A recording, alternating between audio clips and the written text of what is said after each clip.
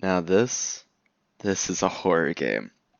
This is a true horror game, and that is a true Five Nights at Freddy's game. Five Nights at Freddy's 4 is one of the scariest and most realistic games in this entire franchise. It breaks away from what previous games did, as each one built on top of the other, or changed the mechanics and added to it. This strips it all away. And it all started with the teasers. After the ending of Five Nights at Freddy's, we got a teaser on the website, well, more like a goodbye, saying the end. But if you brightened up the image, you'd get a question mark. Then we had the Top Hat teaser, who will pick it up? And then we had the Nightmare teasers, where they were all asking, was it me? Showing off each of the brand new Nightmare animatronics. Also promoting that this was the final chapter in the story. The story of this one is like Five Nights at Freddy's 3. It continues the trend of adding more detailed and in-depth storytelling in the form of minigames. And, along with that, also changed up practically everything we know. But let's just hop into it while on the topic of the stories, shall we? After each night, we play as the crying child. As the week progresses, we learn about a birthday party that is coming up. And then we also have an asshole of an older brother who, for low reasons, I'm just gonna call him Michael.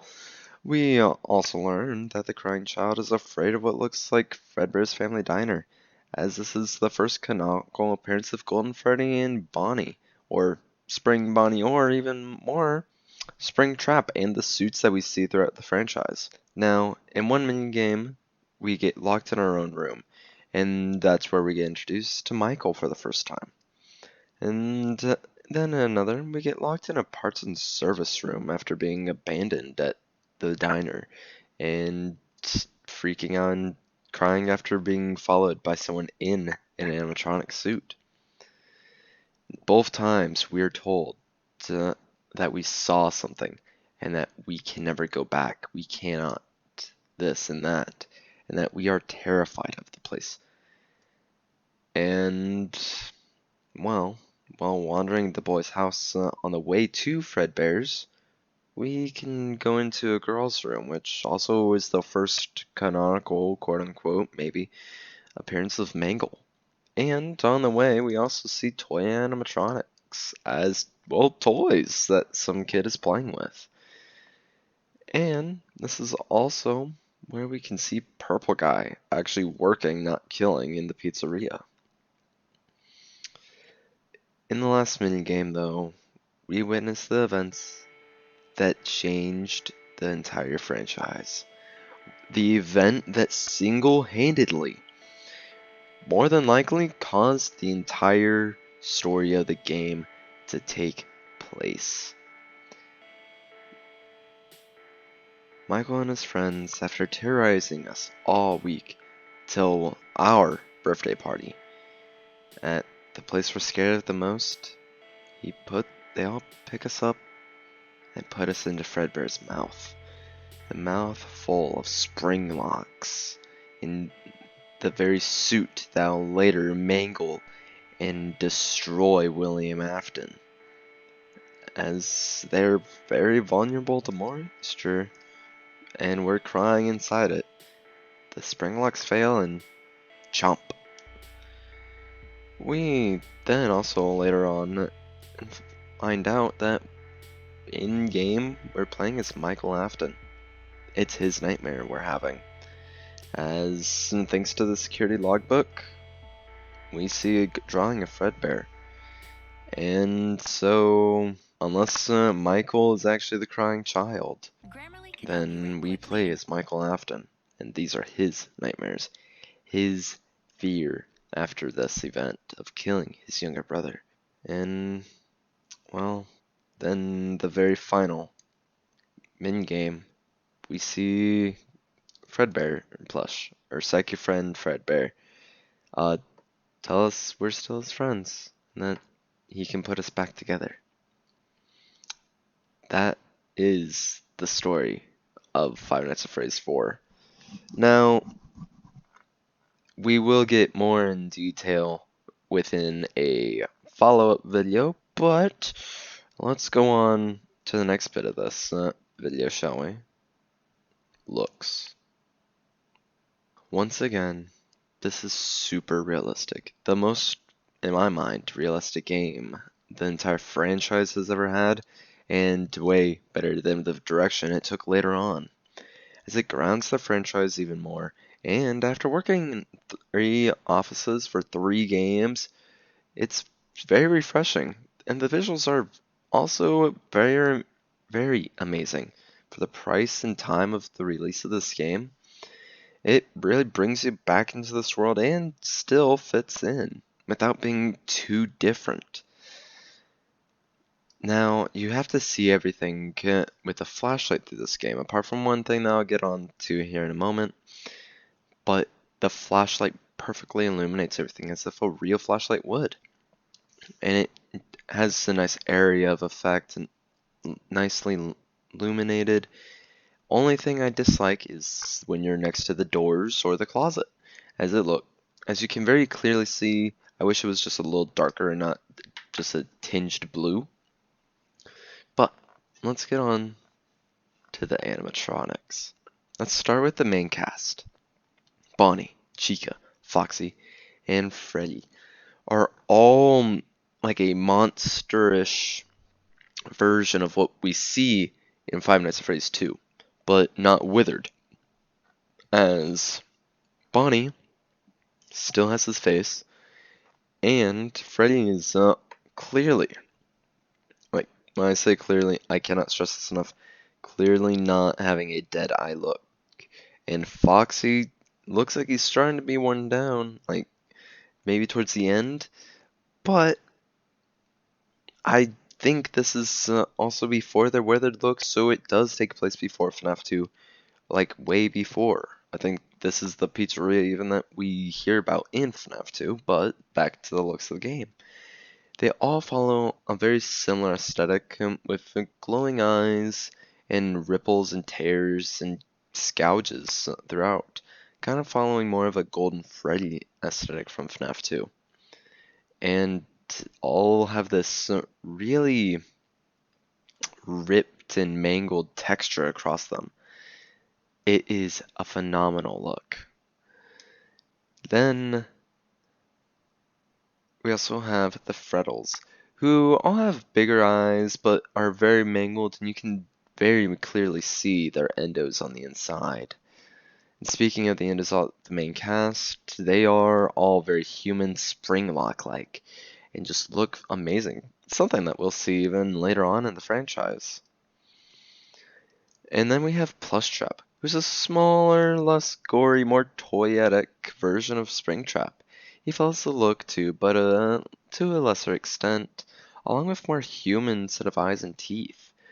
Now we get the first appearance, though, of Fredbear, who is multi-toned and has a bigger, broader body, with a bloody set of fangs and blood-red eyes. And this is like the best nightmare design. It is amazing. It is spectacular. Oh my god. It is just I can see it being a child's nightmare version of Fredbear. And then we also get his counterpart, Nightmare, who is a black translucent version of Fredbear with a gold hat and has a brain inside. May or may not be resembling the crying child's brain, and is also a lot more aggressive and kind of more terrifying. You can also see his endo clearly. Now, we also have the mini games, which look way better than the previous game. Not dunk on Five Nights at Freddy's 3 anymore, but I mean, hey, let's continue dunking on it. This game just looks amazing. There's more detail and animation with more color in there too. Like, wow. The minigames are very well colored, with nothing getting lost or blending in too bad. Now let's also talk about that main menu though.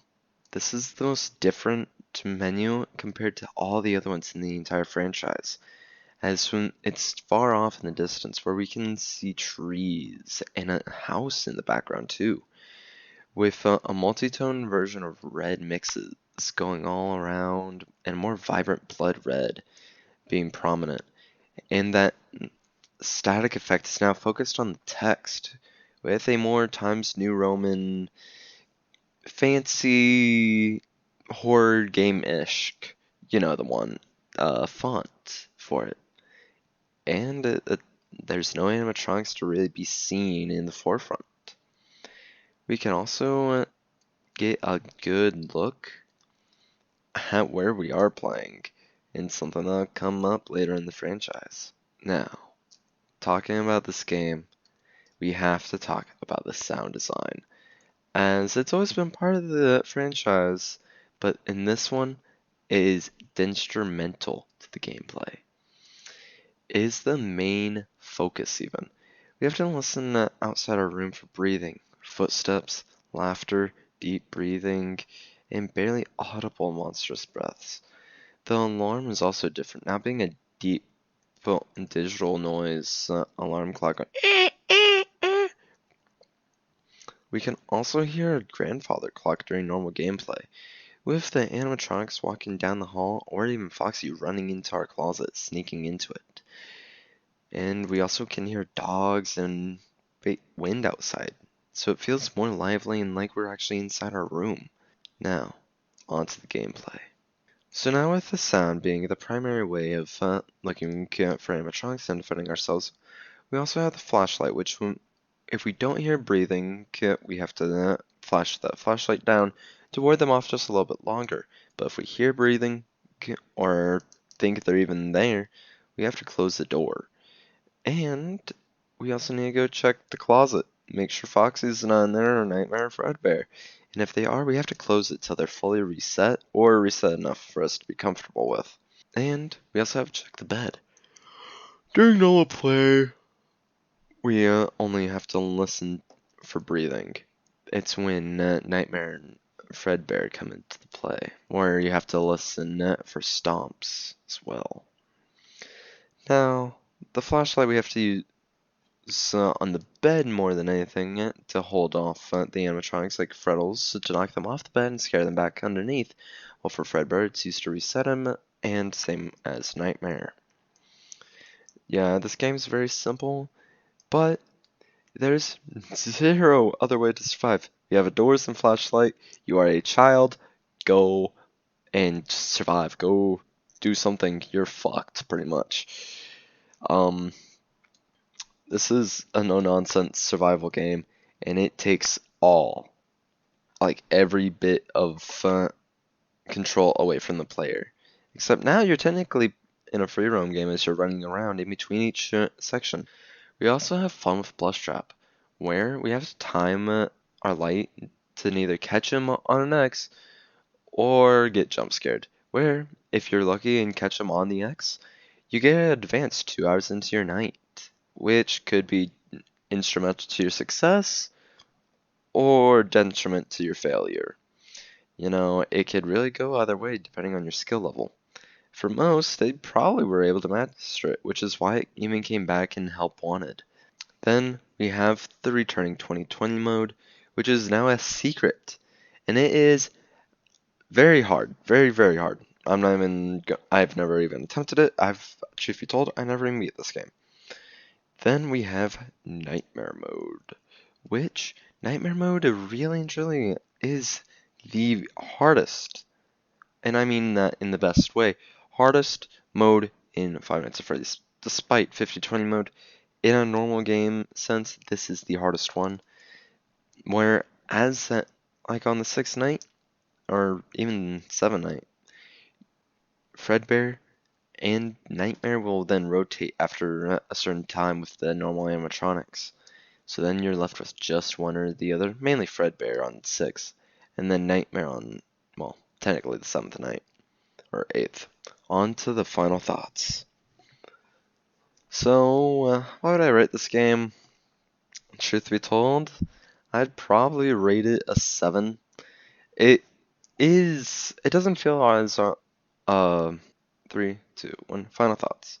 Truth be told, I would probably rate this game a 7. Out of all of the Five Nights at Freddy's games, it does have a lot of RNG elements to it, but it is also a lot of fun.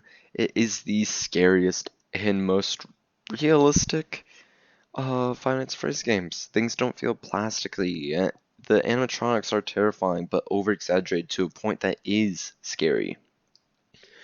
It's still realistic that I can believe it's real, versus something like Security Breach that I can't. The character design. The animatronics actually feel like they're there, despite their jump scares.